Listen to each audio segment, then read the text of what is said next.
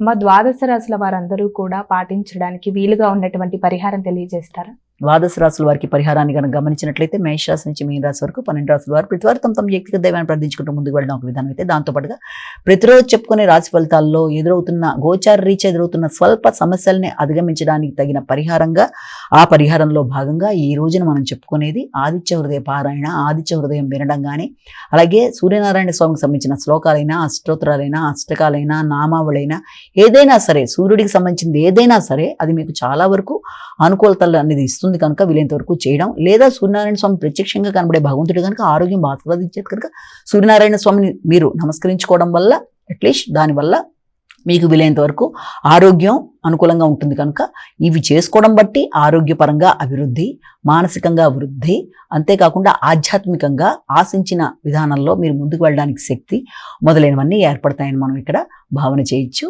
నమస్కారం.